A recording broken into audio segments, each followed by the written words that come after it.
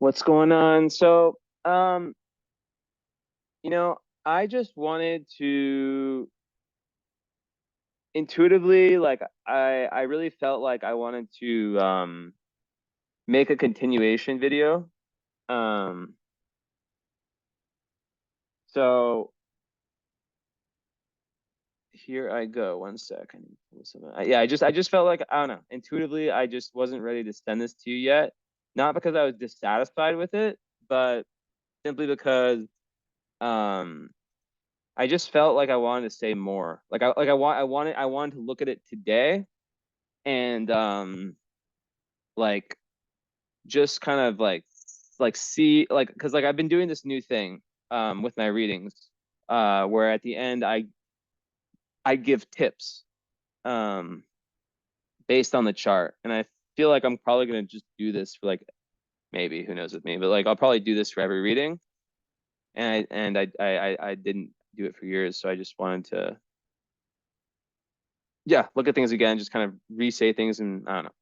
So yeah, I think like a big thing with your chart, with the North Node in Pisces is obviously like fifth house North Node. It's like you're learning to be very creative in this lifetime, and develop that, that deep spiritual relationship with yourself, right? Now, on the other hand, there's a lot of really good energy for being able to build structures. That Mars and Capricorn is very good for that. And to, once you figure out what that is that you want to do, to be able to kind of pump all your energy and really like get there. Um, so with the Pluto rising like that, you know another thing about that I don't think I said is that you can really feel like you can be like almost like a channel for the energy of your generation. um I had like a student, actually, because I teach astrology, who has that, and he is doing all kinds of interesting stuff, like has like a book that he is releasing that's like very spiritual and very very scorpionic in time, kind of in time, in with the times, like in with the zeitgeist. But there's a lot of responsibility with that. And I know I mentioned that in the reading, so now I'm actually like realizing that I did say everything probably that I wanted to say. This may be a short video, but like people will be jealous, and people will feel this powerful energy, and sometimes you don't even feel it in yourself and realize you have it. So it's just important to know. But like when it comes to like just like relationships and love and everything, you have a big duty to be in that Aries energy, right? To be in that strong, assertive energy where you're not just like taking shit, right? Because the South Node in Virgo, there can be that tendency, right? To, like I said this in the reading, like to like there can always be something that can like you that can be that thing that like ruins your day, like we always, all of us can have something. I already said that. So, but like also the moon in Virgo speaks to this emotional need to be of service, right? This emotional need, this part of you that's very existent, that is very close to service and close to humanity, 11th house. So you'll always want to give back, but sometimes you need to make room for yourself, right? And that's a big thing here, is that sometimes you need to be a little bit selfish, right? And push back on different things that are more materialistic and there are more like are less needed, right? In your life, to make space for time alone and make space for things that you can do that cater to your own independence. Your sun sign Aries is there for a reason, right? Um, And I must have spoken about like how for you, like in relationships, reliability, and romance go hand in hand, and that's very, very important. I think that that area of life should also not hinder your spiritual journey, which should be very, very important to you.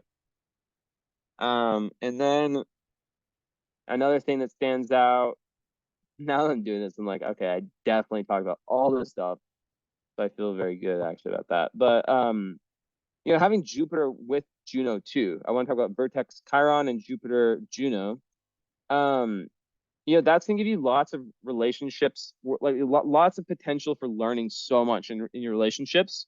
Very valuable lessons, right? They're like really, really great lessons in areas. Maybe you can be with people who teach you a lot about different areas of life. And also it's really, really good energy. Having Venus and Jupiter in the seventh, that's just amazing fortune in relationships. And then you have Venus trine the south node, so that's even better. It's so good, so good, so good, so good. Um, and then with your moon aspects, like I already went into those, but yeah, with Saturn and Uranus, you just the need to like lean into the high energy of Virgo, which is like routine groundedness, and with Saturn, just there can people can like work so hard to kind of cover up like that, like what they can feel like as an inner lack of self-esteem, whatnot.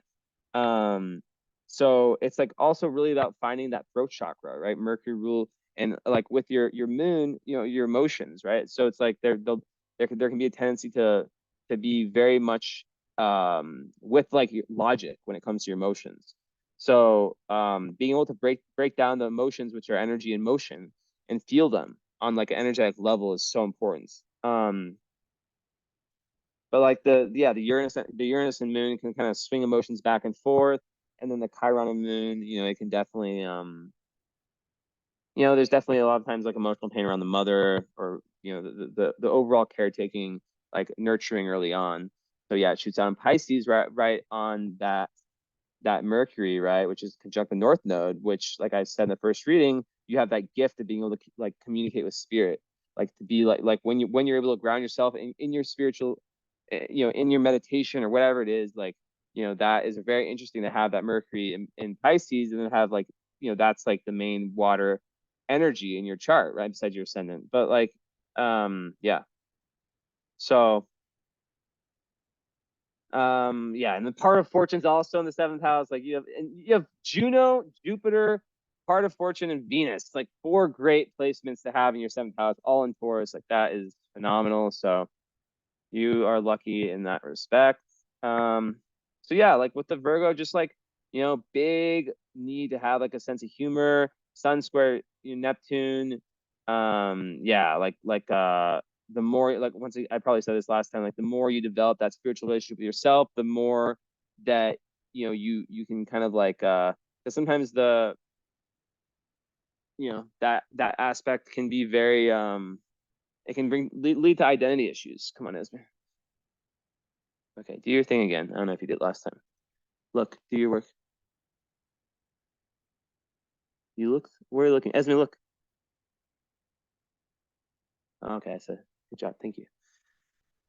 Yeah. So she just keeps saying like that Earth energy, that Earth Mars is really important, because that's kind of like where you can anchor yourself, and like it connects with your moon. It trines your moon. So you know breaking past like this is the kind of chart where it's like you are your own potential worst enemy. You um like the thoughts, the self-limiting beliefs you might have, right, about what you're able to do, what you're able not to do. And yeah, like the vertex and Chiron, the Chiron is square the nodes. I don't know if I saw that last time. So that's just about, I already talked about the Chiron energy in Gemini, and how it's about like learning to trust your own thought processes. And vertex, just like, yeah, how like by healing yourself and healing others, that's like your doorway to higher awareness. So yeah, I guess like I guess I do feel pretty good with everything. So in terms of the tips, like yeah, just like develop like journal, do whatever you have to do to develop that deep spiritual relationship with yourself. Um, whatever you have to do, like just find different avenues, whether it's poetry that you don't show anyone. Also, did I say this last time? Like filming yourself is so important, like it's such a life hack for anyone with Neptune square their sun or square their moon, or in a difficult position. Lots of 12th house energy. So that's really big. And yeah, like I think that like a creative outlet is key here, and for it to have like a spiritual kind of aspect to it would be massive. So um very lucky in love, and that's very fortunate energy. And yeah, just to not allow the earthly annoyances of every day, to kind of just learn to just like see from the top of the pyramid, the top of the mountain, and see the big picture, right? That's what you're trying to do. So whenever you do get into any kind of um anything that's like worrying too much about something. We all do it, you know, like um like just go on a walk or something and just tell you, like, just remind yourself, like read books that that can teach you about meditation, mindfulness, and spirituality, mysticism, whatever it is, you know.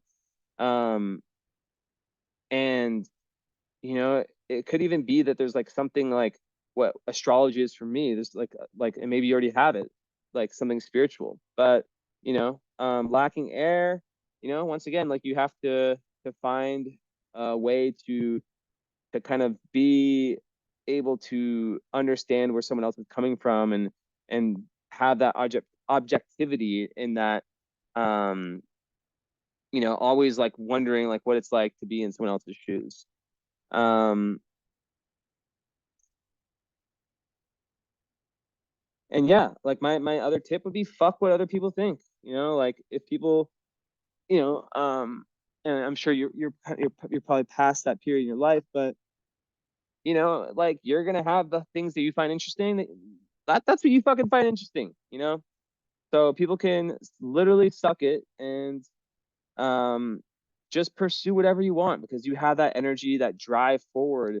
And that, like, you know, with that Pluto, one thing I don't think I said last time at the Pluto rising, is that like when you get into something, you can get obsessed, you know, you can just get like full on, like, I'm fucking doing this, let's go, you know, like. And with that Mars and Capricorn and that Virgo moon, you can like really be successful. So it's just coming down to like finding the things that really light your fire, that really get you going. And yeah, that's the big things. So I don't know, little 11-minute ramble, but I feel like it's a nice conclusion. So now I'm satisfied. All right. Ciao.